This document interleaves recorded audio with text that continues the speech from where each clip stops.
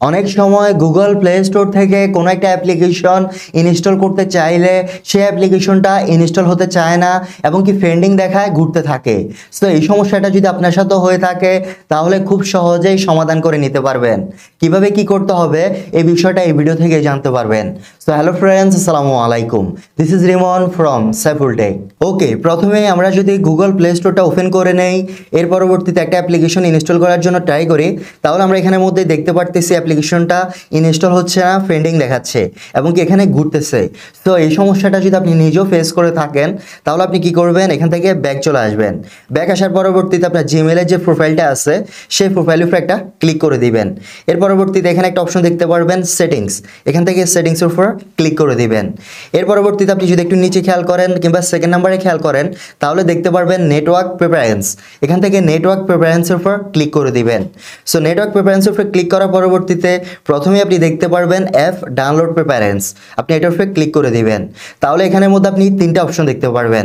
আপনি দেখবেন যে সেটিংসগুলো কোনটা দেওয়া আছে। এখানের মধ্যে প্রথমে যেটা দেখতে পারবেন সেটা হচ্ছে ওভার এনি নেটওয়ার্ক, মানে যে কোনো নেটওয়ার্কের মধ্যে অ্যাপ্লিকেশনগুলো ইনস্টল হবে। সেকেন্ড নাম্বারে দেখতে পারবেন ওভার ওয়াইফাই অনলি, শুধুমাত্র আপনার ফোনের সাথে যদি ওয়াইফাইটা কানেক্ট থাকে তাহলেই আপনার অ্যাপ্লিকেশনগুলো ইনস্টল হবে।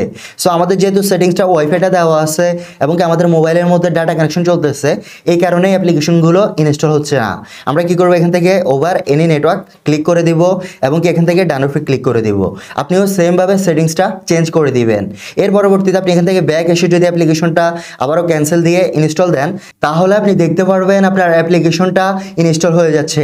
এতে করে আপনি চাইলে খুব সহজেই অ্যাপ্লিকেশন ইনস্টল হওয়ার সমস্যাটা সমাধান করে নিতে পারেন। আর সেটিংসটা চেঞ্জ করার পরবর্তীতেও যদি আপনার সমস্যাটা সলভ না হয়, এতে করে আপনি কি করবেন, এখান থেকে ব্যাক চলে আসবেন।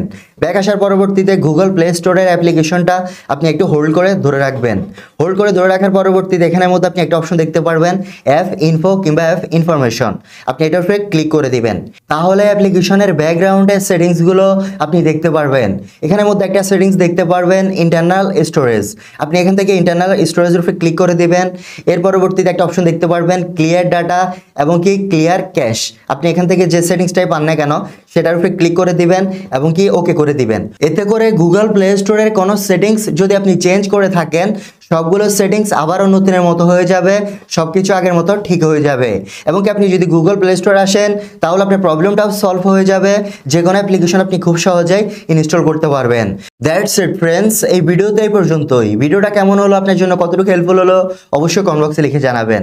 আর ভিডিওটা ফেসবুকে দেখে থাকলে অবশ্যই আমাদেরকে ফলো করে পাশে থাকবেন। ইউটিউবে দেখে থাকলে অবশ্যই আমাদের চ্যানেলটা সাবস্ক্রাইব করে পাশে থাকলে বেল আইকনটা অল করে দিবেন।